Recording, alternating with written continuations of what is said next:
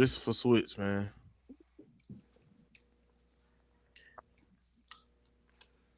R.I.P. My grandma, she got hit with a bazooka. Nah. Switch it down, nephew. Switch it down.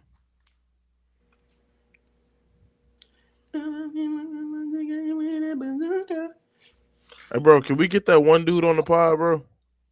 What's one dude? To get that yam off your face, that guy.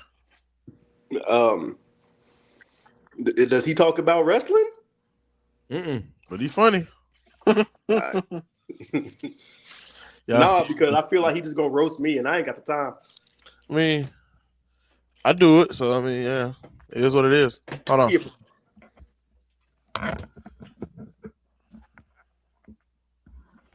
Damn it, they go boing.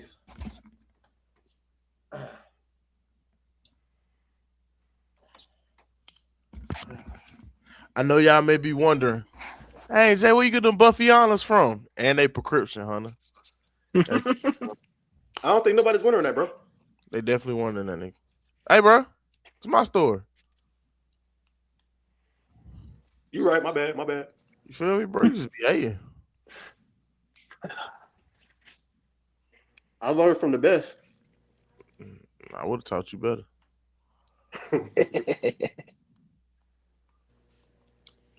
Bro, who do all these fake pages be trying to promo us on Instagram? They must think we suckers or something. The amount of weird follow requests I have received over the last month is insane. Are you private on Instagram? Yeah. Like I had to, allow you to follow me. You might well change that, bro. We kind of famous now. Yeah, but not with these kind of follows. It ain't doing me no good. Yeah, bro, we kind of famous now, bro. You got to tighten up. R.I.P. my granny, she got hit with a bazooka. Let me put some caps in this thing.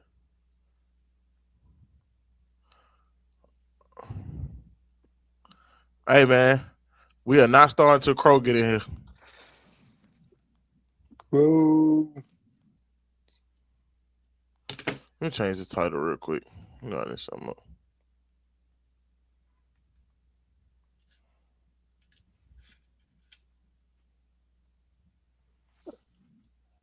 You know what kills me? You ever seen how people abbreviate part? Like it's not a 4-letter word. I'm guilty of abbreviating with to just a W. Yeah. But that's different though. Still, how? It's a 4-letter word. Nah, but we see people do with W as just with. I don't know. That's different to me. Actually, it's worse because at least for part you get 2 letters. With you just get a W. I've seen people do a PRT. How are you doing it? PT? Nah, brother. Nah. PT period 2? PT 3? Bro, who you supposed to be, bro? I remember growing up, quick story time before we get going. Oh. I used to think FT. Hey, Hunter, somebody called you famous. Thank you. I used to think FT was an artist name. I'm like, dang, this dude is on every other song, bro. This man. Oh yeah, bro. You might be bro, you might be a little off, bro. Bro, just told me I was on the spectrum. FT be going crazy. He made the beat or something. All right. You tell Swizz to come on. Don't tell nobody that story ever again, bro. I mean, you probably just told 100 people at least just now, but don't ever tell nobody that story ever again, bro. No way you just admit that to everybody. Hey, man. Spooky hours, Crow. Spooky hours. Crow, this one for you, dog. I believe you was one of the people that voted for John Cena. All right. So, let's get into it. Welcome back. D, you ready before I do this? Okay. Welcome back to another episode of The Lounge Syndicate. I am your host, the icon, formerly known as the Real Face, aka the Lounge Director of Operations himself, Mr. J. And still your lounge world heavyweight champion. So we got big things planned soon for Puerto Rico. If y'all ain't gonna be there, thou might need to be there, or thou shall be square. So yeah, man. And we back. Another episode of our Wednesday show, rebooking the John Cena retirement tour, part one. We'll go into it more as we get started. But first, let me introduce my co-host. Joining me, like always, my wise man and lounge chief content officer, who helped me capture this illustrious title, who shall be with me in Puerto Rico. Apparently, he planning something in Puerto Rico. He didn't think I found out. I don't know. He might be trying to cash in the money in the bank or something. Don't worry, I'm a Terry Belay of that thing. I ain't giving no titles up. Mr. Hunter, how you doing this evening, sir? I'm doing good. Excited. My favorite night of the week. Yes, sir. I appreciate that. And man, joining us, like always, pro wrestling photographer himself, the nose that knows, one of our best friends, man. He has also been promoted to the lounge director of HR and PR. Ladies and gentlemen, joining us, it is Mr. The Face. How are you, sir? Yeah, we're doing a fantasy rebooking. I'm super excited. I love these. I am the face that runs the place, as my amazing friend since we were 16 years old had just mentioned. With that being said, I like to plug what I have going on in the beginning, and boy, do I have a lot to plug this time around. This is the first time in my career where I've ever had like a full schedule for the entire year. So I have about like 16 shows coming up. And can we just clap? Can we just clap to being booked and busy? So yeah, to being booked and busy. I hope I see you guys at some of those shows. If you guys don't follow me on Instagram, follow me on Instagram so you can keep up with what the face has going on. Also, I just did a library talk. I don't know if we talked about it on the last podcast. I mean, with D Money. Yeah, so no, we didn't. Okay. I think it was the day after, but we didn't go too much into details.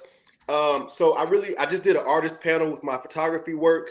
It was an honor to have my work showcased for 3 months. Now I have the pictures. I don't know what to do with them. A lot of people have inquired about purchasing.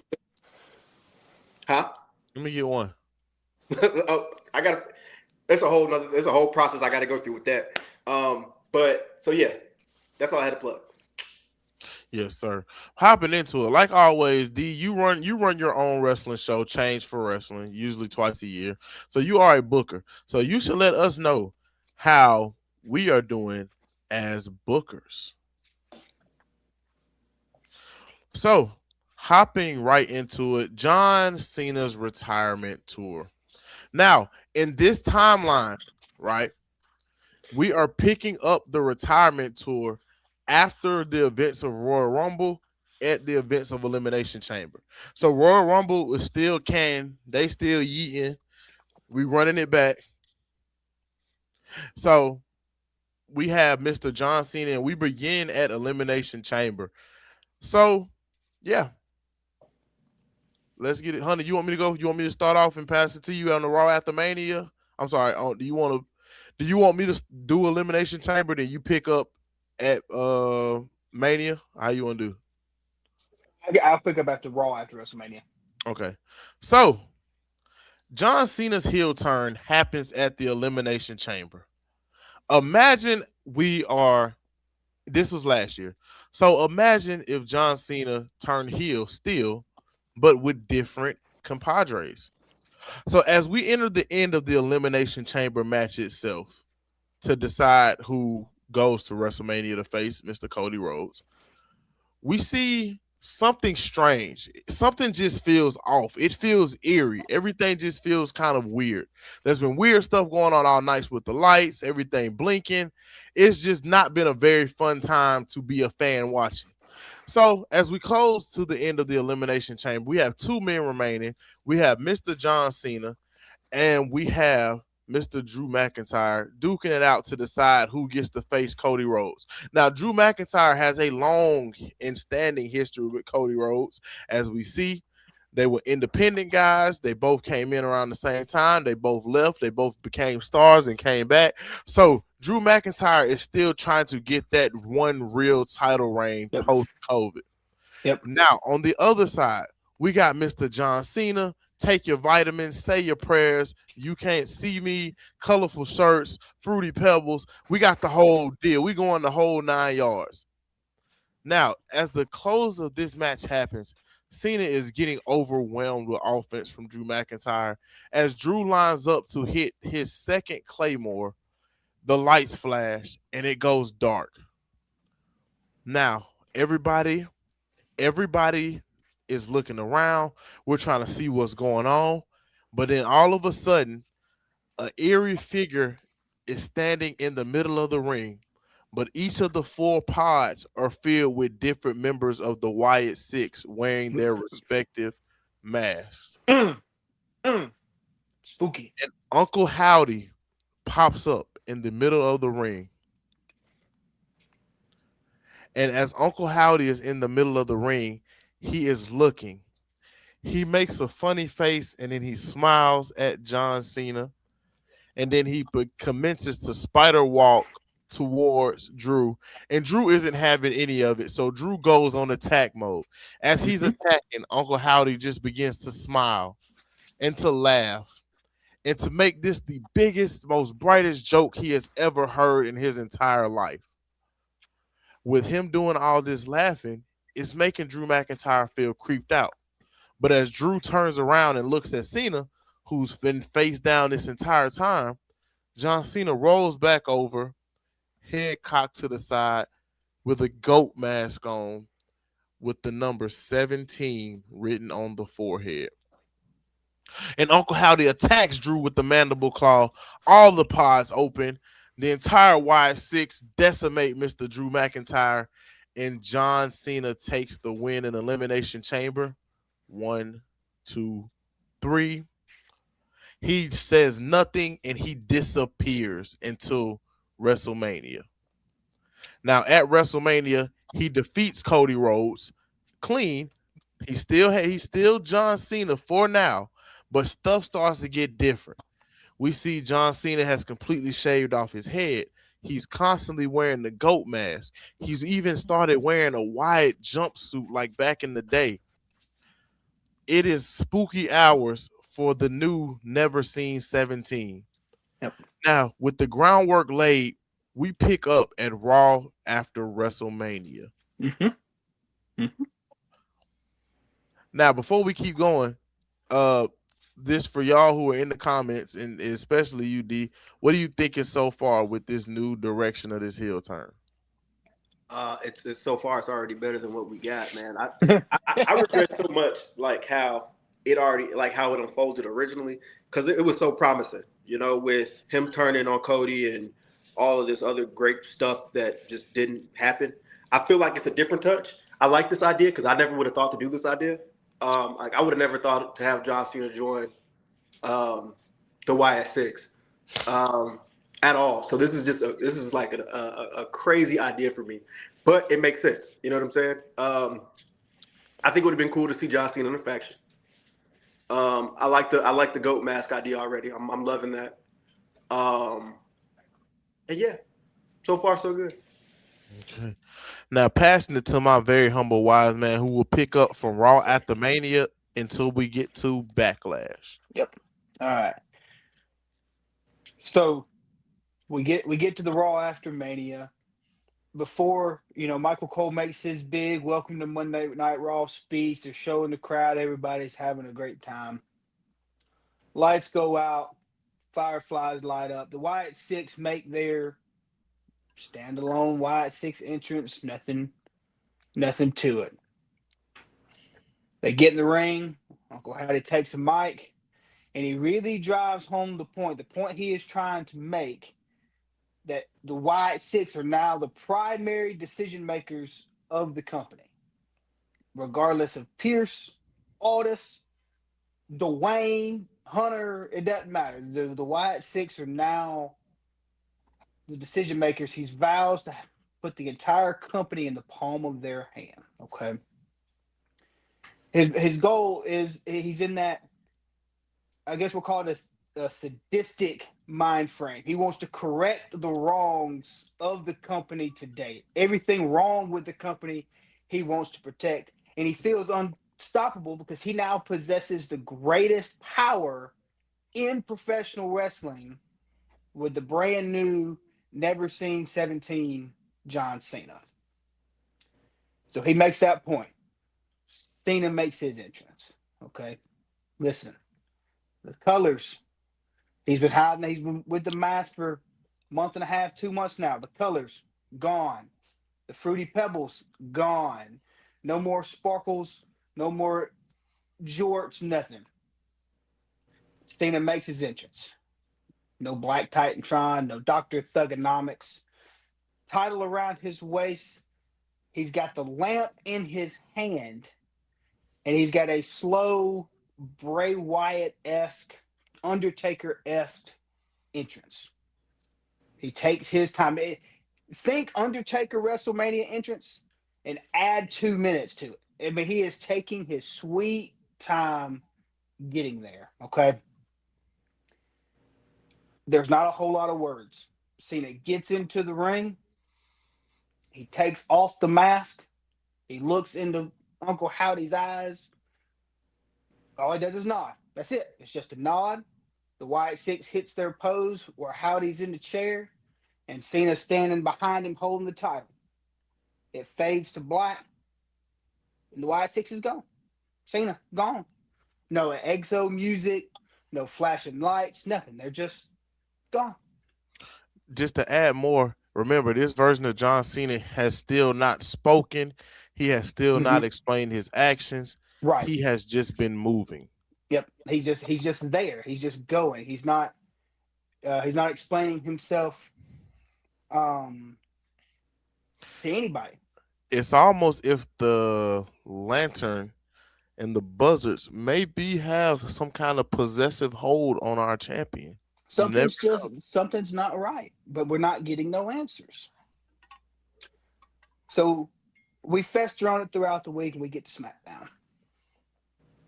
Okay. At this point, the Wyatt Six has made the SmackDown roster their main brand. That's where they are.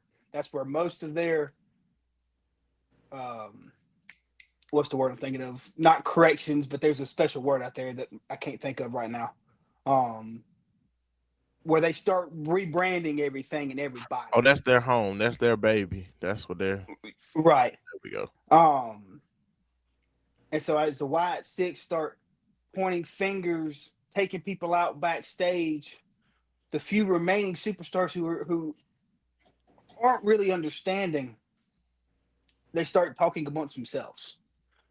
How do we stop the Wyatt Six? How do we get John Cena back? Keep in mind, no one really knows what John Cena's thinking right here.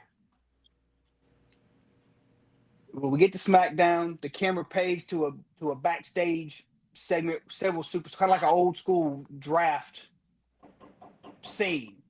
And they're talking, coming up with plans. But anyway, camera fades, don't know what the plan is with the roster. Wyatt Six makes their entrance on SmackDown. This time, Cena is a part of the entrance, okay? But there's something even more different about Cena. He doesn't have the lantern. He's in the mask, and he is wearing a gray jumpsuit. He's in the prison jumpsuit with the mask and the title. All right? How he starts talking.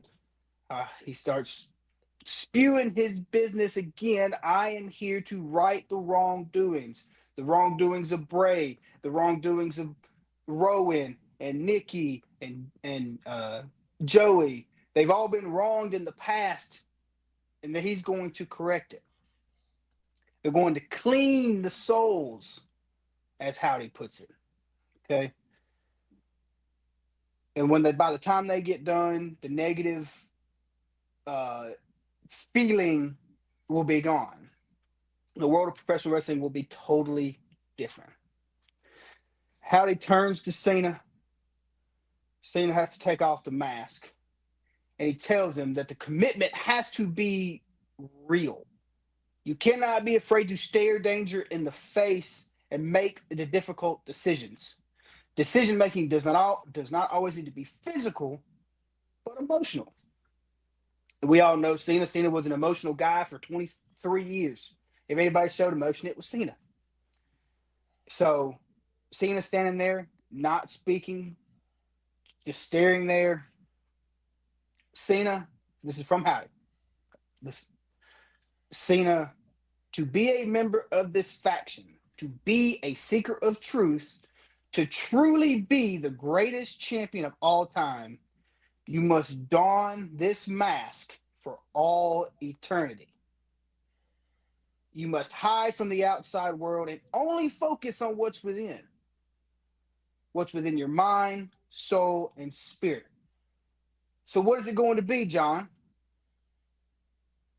Pause. Everybody's wondering, not saying anything, holding eye contact. He goes back and he grabs that mask and he puts it back on. Okay. He leans into the mic and says to me, some of the scariest words in professional wrestling. All he says is, he's got the whole world in his hands. Paul, the wide six pose gets hit, Cena in the middle, fade to black, six is gone. Just Cena's still not doing a whole lot. So what is Cena thinking? Why are we here? What has Howdy done? What has Howdy done to Cena? Sorry, that didn't sound right. Nah, you good. I know it. What has Uncle Howdy done to get this side of John Cena? I got you, big dog. So, and over the next couple of weeks, not a whole lot of in-ring action really between the Six and Cena. Vignettes here and there. But we're on an episode of SmackDown. Once again, we cut backstage to the locker room having their conversation. They've got to figure out how to get the greatest wrestler in history back on the side he belongs before he completely ruins the legacy of John Cena. So they just go on, they're talking. All of a sudden, the door opens. Everybody's head turns, it gets real quiet, and standing there is the one, the only, the legend killer, Randy Orton. He stands there. He gives a very brief history, a brief hit on the history with Cena. They've shared the ring more than anybody. They've got more world titles between the two than anybody else. Orton does not want Cena to go out this way. He wants the fruity pebble back, as he says. So his plan, he's going to go to Backlash. He's going to challenge Cena for the WWE title. And not only is he going to break the hold the Wyatt Six has on Cena, but he is also going to grab number 15 along the way. Last Friday before SmackDown, segment between Nick Aldis and Randy Orton. They're talking about Backlash. How do you feel? What's the goal? Same thing Orton said the week before. I cannot lose this match. I cannot lose John Cena, and I will not lose another championship match as long as I am employed with this company, right? Aldis, in peak general manager fashion, looks Randy Orton in the eyes and says, you cannot let that group of crazies tarnish the legacy of that man. You have to do whatever it takes to bring him back to where he belongs. Orton goes to the ring, same thing. He is pleading with Cena. I want to see you. I want to talk to you. We need to talk to one another before Backlash. Okay. Lights go out. Lights come back up. Everyone but Howdy and Cena are on the ringside, on the apron. So that's Nikki, Joey, Rowan, and Loomis, Loomis. Thank you. of course. So anyway, all four on the spot on the ring side. Orton's in the middle, and he's done accepted his fate. He's going to have to fight his way back to the locker room. Right before the other four enter the ring, lights go back out. Spotlight to the stage. There stands Howdy and Cena standing on the ramp. Cena in his jumpsuit, his mask, and his title. Howdy in his lamp. With the spotlight up, Howdy hits that evil cartoon laugh that he does. Big, deep belly laugh. And that's how the show fades. Did they get Orton? Did Cena have anything to do with it? I have no idea. All we know is that we left Orton in the ring to defend himself. So, we are at Backlash. We are at Backlash, people. Let me tell you something. It's been tough. It's been tough. Cena, what are we doing, man? What are we doing? People calling for creative's head. General managers are scared to come to work. Bus drivers are quitting. Production members in the truck, locking the truck, don't want to leave. It's like NXT. It's like the NXT locker room out here. Everybody, no one wanting to get out of the car. So, am I going through Backlash? Or you got Backlash? Yes. Yeah, you got Backlash. Go ahead. Okay. All right. So we get to the championship match. Randy Orton versus John Cena in St. Louis, Missouri, Randy Orton's hometown, at WrestleMania Backlash. We finally get John Cena's first solo entrance as a member of the Wyatt Six. Okay. Now, whatever you think a John Cena Wyatt Six theme song is, don't worry about it. Can I tell Don't him? worry about it. You can tell Gotta let me tell him. John Cena comes out to Something in the Way by Nirvana in the eeriest, most creepy entrance he could have possibly made. Yep. Music starts. The fireflies are dancing. He takes that long stroll to the ring. And keep in mind, he's in the jumpsuit. He's in the mask. Title's around his waist. He's not holding the title. It's just around his waist, and he's just slowly walking, almost like a zombie, like he's possessed.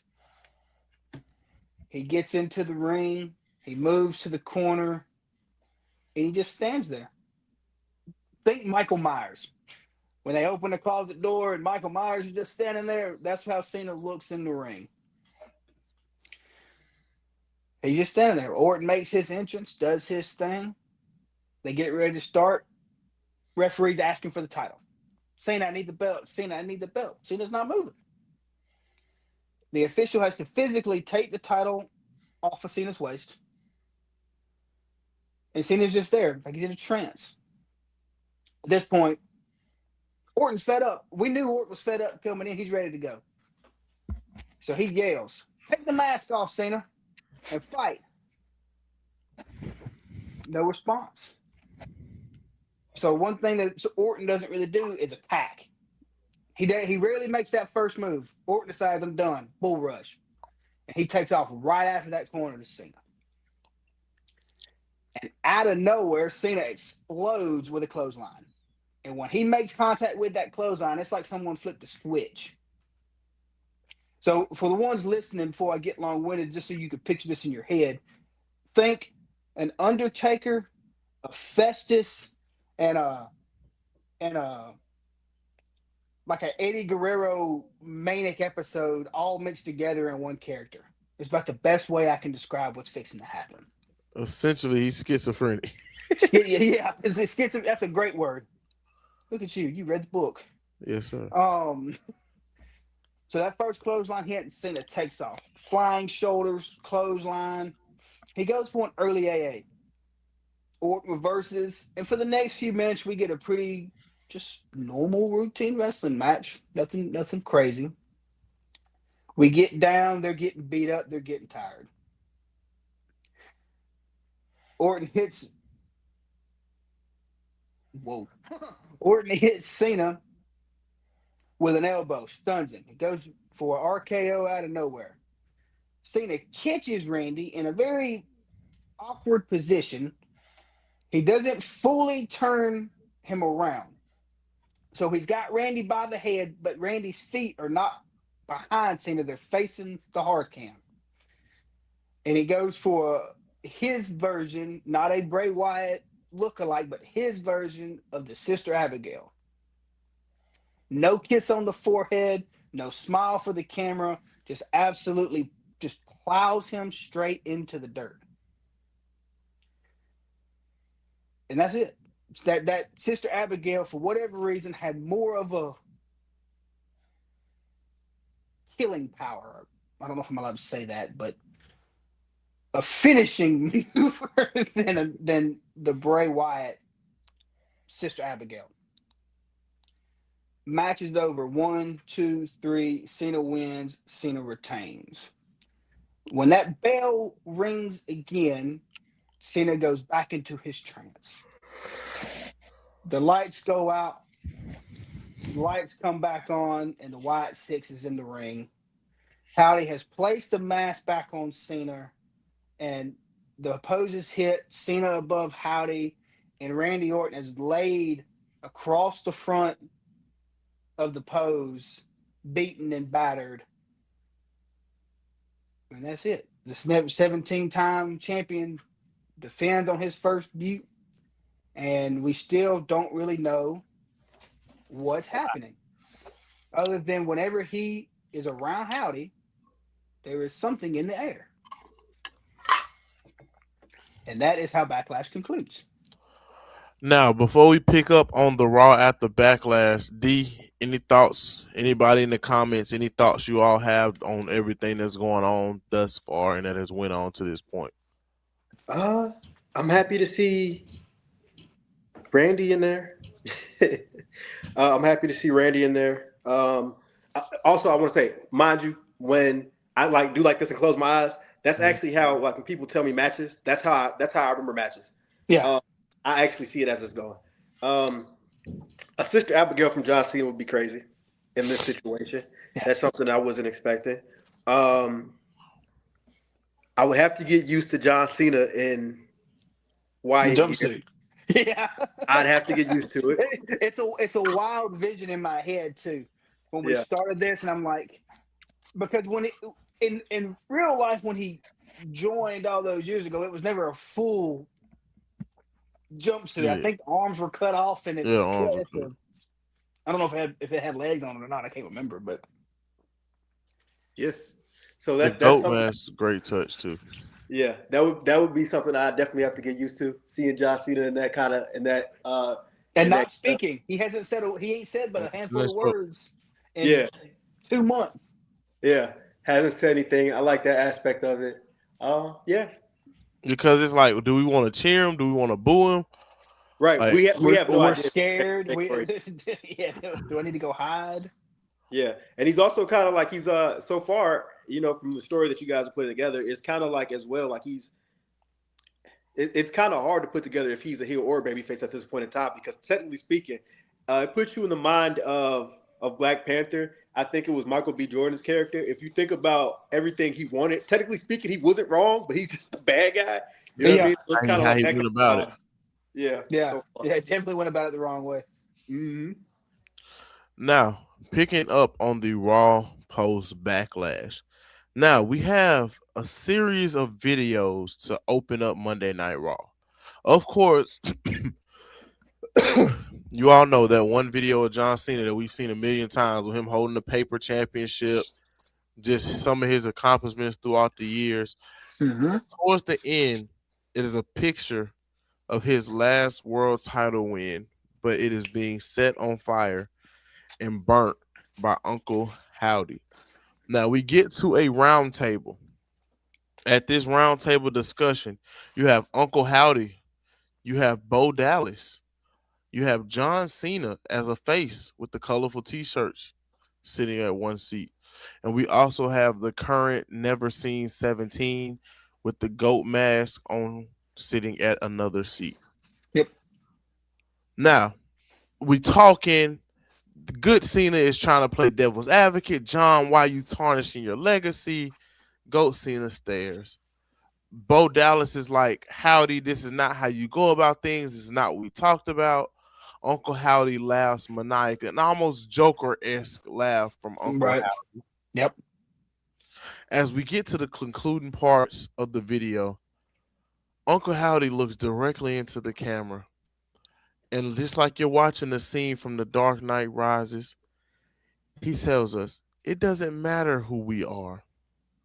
All that matters is our plan. They didn't care who I was until I put the mask on. Then the never seen 17 speaks up and says, it doesn't matter what I say, as long as you believe and know you still can't see me. And the video cuts to black. So, by far, one of the hardest things I've ever heard in my life. Definitely. Say it with your chest. It doesn't matter what I say, as long as you believe and know you still can't see me. Gas, fire. I want to get paid tomorrow. Yeah. D, what you thinking? Well, I see you making faces over there. Before we keep going, what you thinking, man? I think that is menacing. I don't have another word besides menacing. Like that's just I mean, insane. that whole segment's like a scene from Shutter Island. Everybody's going crazy, talking within themselves. Yeah. Love it. Love Yeah. it. Yeah. I didn't mean to interject. I just had to No. make sure it was understood and people understood how freaking fire that was. Absolutely. Absolutely. Yes, sir. And All man, right. So take we us are to moving to Saturday night main event. John Cena and the Y6 put the entire locker room on notice, with every member of the Y6 winning their respective match, and John Cena in his goat mask, in his rocking chair, watching the group dominate with that same lantern that has mystical powers of some sort. Now, on the following Raw, John Cena is he's a lot more talkative. John Cena may actually be seen having some kind of communication. It may not be words, but he's got some kind of communication going. Because in the Michael Myers way, he's just popping up places. He's observing, he's watching, he's learning.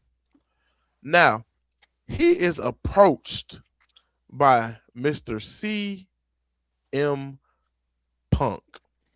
And Punk says one sentence to the new Never Seen 17 before walking off.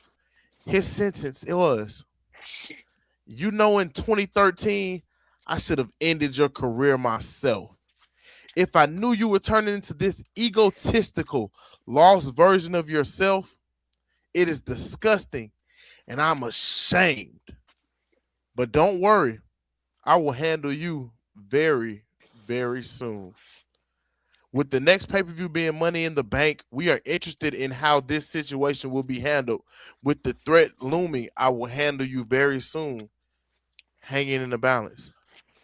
Now we move on to an even eerier SmackDown. We know SmackDown has been the home of John in the Wyatt Six. It is an eerie, eerie SmackDown. More cryptic messages directed at John Cena at this time from an old friend slash enemy of his in Mr. Cody Rhodes. Mm, Cody is in mm. the ring cutting a killer promo about how he's entering the Money in the Bank match, how he wants to take his anger out on John Cena because of WrestleMania, how John Cena betrayed the entire world because he was the man and he threw it all away for Erwin R. Schneider's least talented son. Mm. But then Eric Rowan and Uncle Howdy appear. And Howdy tells Cody that if he has so much to say, face me tonight and see if you can still feel the same. In that match, Cody Rhodes is going. We're in the finishing stages of this match.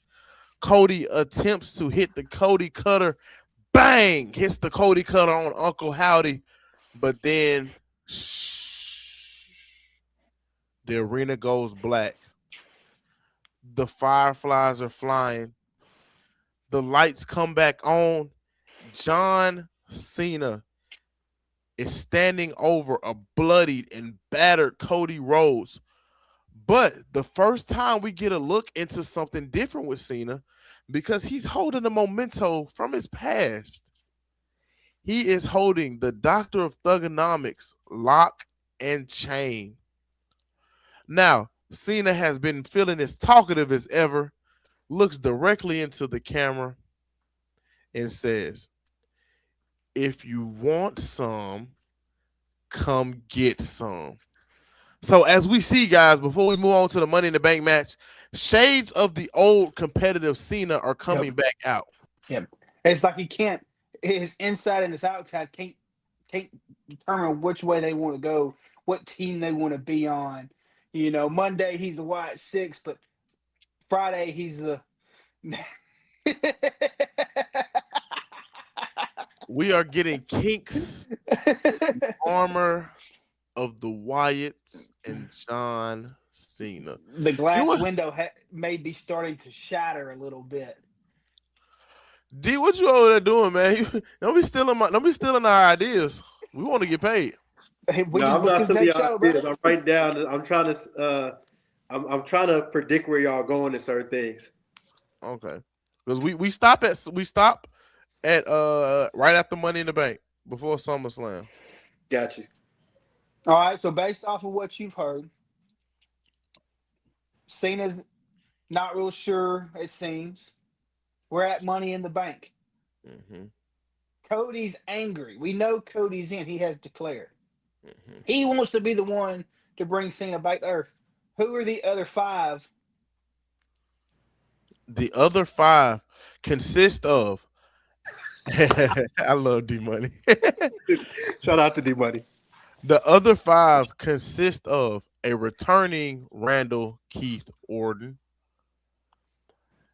AJ Styles, who might have gave Cena his best match, Carmelo Hayes, a young lion up and coming, L.A. Knight, yeah, and Mr. C.M. Punk. Now, this matchup is crazy. The match is coming to a close. We see ladders are being thrown. Carmelo Hayes jumps off of a ladder onto the announce table with LA Knight laying there. They're taken out.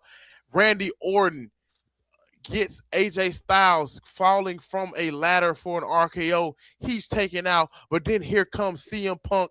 Go to sleep. Randy, you're gone.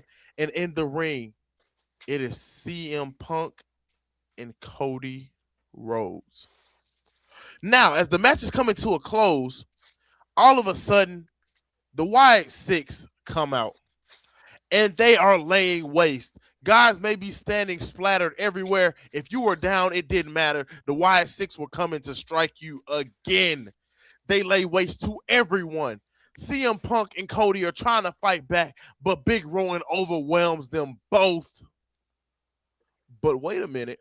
We noticed something. The Wyatt Six have attacked and taken out every single person in this matchup, except for one, Mr. Cody Rhodes. John Cena now enters the ring. He stands face to face with Cody Rhodes. Now, out of a bag, he pulls out a hard mask that Cody Rhodes wore when he was undashing Cody Rhodes. Oof. Now, on this hard mask, this one isn't clear. This one is actually white. And written on it in red ink is the words, "Follow the buzzards." The arena goes black again. And it's gone for a minute. Everybody's anxious. Everybody's confused. They don't know what to do. Lights come back on. Cody Rhodes is in the middle of the ring holding the Money in the Bank briefcase. He is in a state of shock. He doesn't know what just happened. He is thoroughly confused. And at the end, the Wyatt Six have made it known to Cody Rhodes that, hey, Cody, you're a friend. you should follow the buzzers as well. You come from a family of Bizarre. You have a brother who we view and idolize in great lengths. You have a father who may be the most charismatic man ever. You should just follow the buzzards, Cody Rhodes. And we can both be on top of the world together. Now, with things getting more and more bizarre in the world of WWE, the general managers have gotten together and decided that the Wyatt Six and John Cena's fate ahead of Night of Champions. Now, the six minus John Cena are all barred from ringside and from Night of Champions, suspended until further notice. Now, we find out that John Cena will face the King of the Ring finalist winner at SummerSlam. King of the Ring finals are being held and contested between Mr. CM Punk and Mr. AJ Styles. Mm. John Cena is seen backstage near a monitor with his mask on, waiting patiently and almost stalking his prey. In the closing stages of this match, we see the lights blink and boom at the top of the ramp, the never seen 17 in his goat mask appear in his rocking chair, watching and waiting. Now, the match is in its final stages. CM Punk grabs AJ Styles to get him with the GTS. Boom, that's one. Hits him with a second GTS. Boom, that's two. As he goes for the third and final GTS to put AJ Styles away, he looks at the entrance ramp, looks John Cena in his eyes, stares him down as he GTSs him. 1, 2, 3. After that, CM Punk says to the hard cam, without a microphone, where the camera picks it up, he says, like I said, I will handle you soon. And as the camera starts to pan over to John Cena in his face, as it says produced by Hunter and Jay at the bottom, John Cena lifts the mask up to his mouth and just gives a beautiful full teeth smile.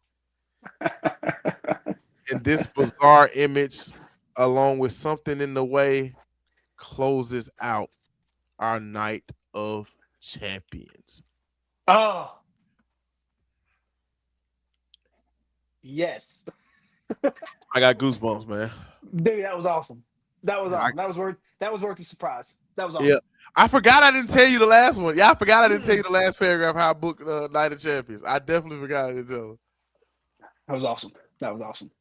The Now, mask up with the smile. That's full blown Heath Ledger Joker going on there. now, with that being said, we are going to pause here and bring you all the second half of the year in our part two. Now, we got to go back. Everybody who's in here, what do you all think of the story so far? DU as well. How are you feeling so far about how we booked it? Have you predicted any of our little curveballs that we've given?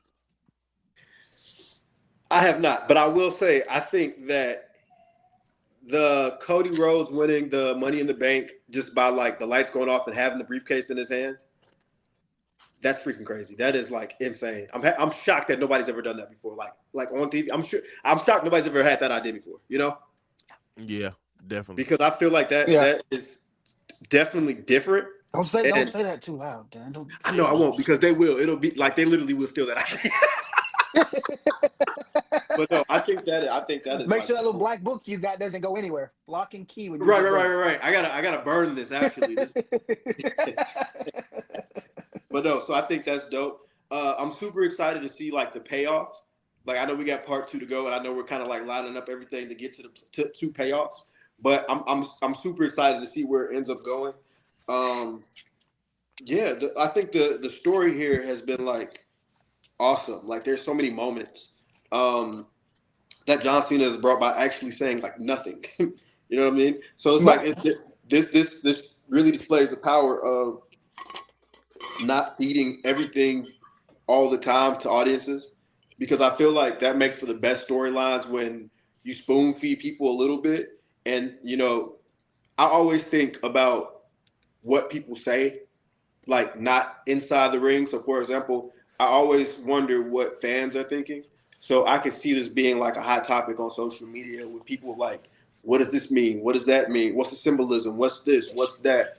So I feel like, as far as from an analytical point of view, I feel like people will definitely be talking about stuff like this. So I think that's dope. Um, let's see, let's see. I like the part, like, is Cody Rhodes going to follow the buzzards? Like, what's the payoff there? I'm interested in to see, what ends up happening with the Y6. I also find it very interesting because I was thinking, like, okay, when y'all first started, I'm like, there are certain key matches that have to happen, and y'all nailed them. You know what I'm saying? I was like, okay, we got Randy. Okay, there has to be a CM Punk story. We got to do Cody. We got to do AJ. Because those are some of the best moments from when he was, in real life in his retirement tour. So those were necessary matches that had to happen. I'm interested to see where you guys end off. I'm interested to see who's Cena's last opponent. I'm interested in all of that stuff. Mhm. I will give a little bit of insight. Our Survivor Series is going to be the best pay-per-view fantasy booking that you may have ever seen. That's all I'm gonna say. Our Survivor Series is, and I'll put our Survivor Series, whatever you think is the best Survivor Series match of all time. I bet you we can top it with the way we're gonna book our Survivor Series. Yeah. And if you guys paid attention, I'm not gonna lie to you. I think I kind of already see where it's going. You might. I might. Hey, sometimes the story that's right in your face is the correct story. Is the correct story. That's what I'm thinking here. But we're not going to tell you too much because you got to come back and see how Yeah. it works. Yeah. Yeah, we got to see how it works. We got about 8 minutes. Anybody in the audience, if y'all had any suggestions, anything y'all like, I'm gonna tell y'all, man, because I don't know I don't know what we're rebooking next. I think I'm cool on retirement tours for right now. So I will tell y'all, I wanted you all to select AJ Styles. I was so excited to book AJ Styles. I'm not even gonna lie. I was extremely excited to book an AJ Styles retirement tour. I had kind of That's going to be interesting in real life to see how that's going to play out. Like, is it? Uh-oh. Is TNA actually going to give him a retirement tour? Does he even want a retirement tour? Or does he just want to get one does he more? want to just go wrestle some guy? Like Does he want to get one more Slammiversary and one more Wrestle Kingdom in before he's done for good? Like, what exactly does he want? Because he hasn't really said anything. I know he spoke to, he did Stephanie's podcast and talked a little bit, but I don't think they really spoke about what he was wanting to do, or if he did say he put the gloves back on for a reason. He's not done wrestling per se. Yeah, But I think. what kind of wrestling is he going to do? Yeah. Also, too, there's a rumor mill going around there, like he's like WWE's trying to give him another contract or something like that, which don't really make too much sense to me. If we just went through all that, it's they no probably want him void. on a Legends deal, Maybe a Legends deal might be nice. but he's But got as to far choose as what he want to do first. like where he retires at, I know everybody will see him in TNA one more time. I think that's a given. If he does do like an indie run, that'd be dope too. I'm gonna Um, tell y'all what I would have booked him for real quick. I would have booked him too. In my thing, he would have won the TNA championship, took off with it in a heist of the century type feel, defended it all over the world, won the G1 climax, take the TNA belt on AEW TV, and then come back to retire in TNA. I don't know if he has that many more matches left in him, bro. That's a lot. That's a lot of traveling, breaching Yeah, the contract. I don't know if that's a lot. I It's think called that I think fantasy booking, guys. yeah, I know, but Jesus, that would be But see, that'd when be it comes to fantasy booking, that's where we're different. Because to me, AJ's retirement tour doesn't need a world title because he has won a world title everywhere he's ever been. There's not a promotion that he has, whether he's got 2 matches or 100 matches, he's won the big belt in every promotion he's been in. So I don't think he gets, I don't think he would have to use the title per se. But that's why in my head it would be cool. Just he gets his one more match at a Slammiversary or Turning Point, Breaking Point. What's the TNA one? Turning Point, Breaking Point. Slammiversary or Breaking Point? Is it Breaking Point? Think so. It's either Breaking Point or Turning Point, and I can't remember right now. Yeah. And then one more Wrestle Kingdom because of who he was in Japan. Mm-hmm. All right. Before we get out of here, I got a trivia question for you guys. Let's see if y'all can get it in 5 minutes. There's been one wrestler in the history of wrestling, keep that in mind, that has won the world title, intercontinental title, and US-based title in 3 different promotions. Can y'all guess who that one superstar is? Say that again. The world title. He has won the world title, the intercontinental, and that version of a United States championship. Say it one more time. Say one more time. There's been one superstar to win a world title, intercontinental, and United States title in 3 separate promotions. Do you all know who that man is? Christopher Daniels? No. There's 3 promotions with an IC title and a US title? I think it's probably more than 3, but it's 3. It is 3. Kazarian? No. Are they WWE? They win WWE. Is it not? Oh my God, Crow. The Beast from the Black Hole. Maybe. Shout out to Abyss. Wait a minute. Before I answer, I need to know who the 3rd promotion is because there's WWE. I can't tell Japan. you. I can't tell you what the 3rd promotion is, so then you get it. So you just gotta. Unless he had a really long WWE career, my indie knowledge is not that great, so it's not going to give me the answer right off the bat. I just don't know. Don't think. One more time. Sorry, one more time. He won a world title, intercontinental title, and a United States title in 3 separate promotions. Ricochet? No. Is it Kevin Owens? No. It's got to be Chris Jericho. No, y'all thinking entirely too hard. I think y'all thinking too hard. Okay.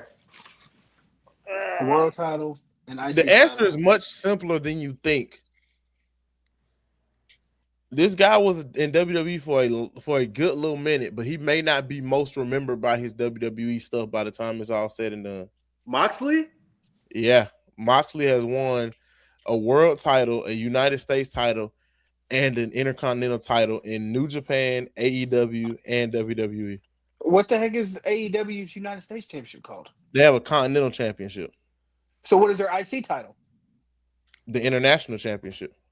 Well, that's a false question because that title has been disbanded.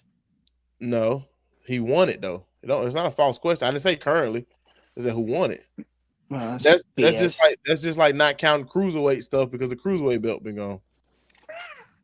That man. Honestly, well, that's what confused me about the IC and the US titles because. But if I told you Continental Championship, then you probably would have. D might have got it then, like probably immediately. I'd have gone to TNA with their international titles where I would have. You really just got to think about brands that have US, IC, and you know what I mean. Yeah, I definitely. If you would have said Continental, I definitely would have. Moxley was my first guess. I don't know if I got there. Yeah. Interessante. I do not know ball. Hey, brother, I wish I didn't. I wish I didn't know ball. I wish, man.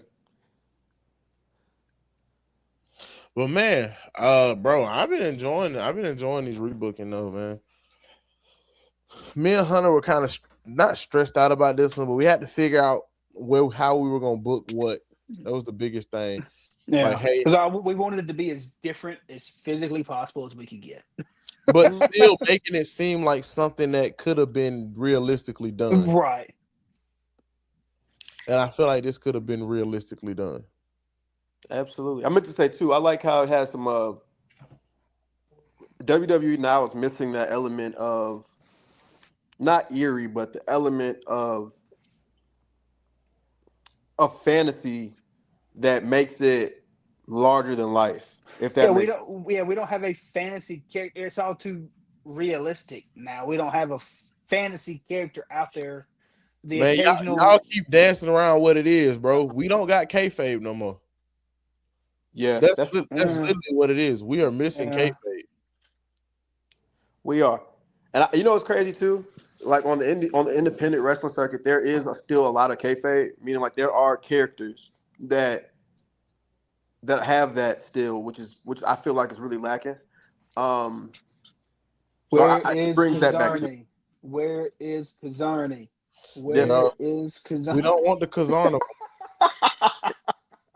And then we also. So I'm gonna just say too that I like how so far there's the Wyatts are getting some love. You know, Yeah. because when you look at John Cena's retirement tour, I don't really know if he built too many people on the way out.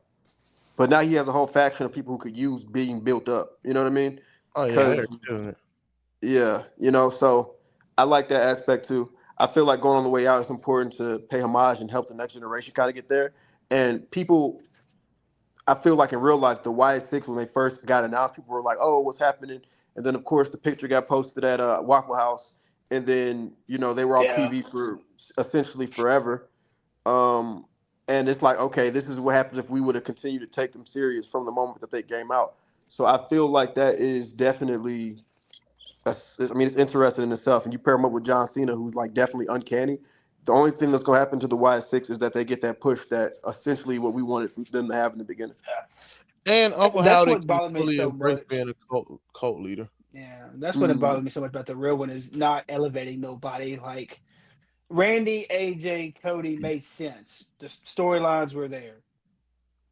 Cena came in as a nobody. He should have gone out with. I'm not going to say a nobody because there's not really a nobody anymore.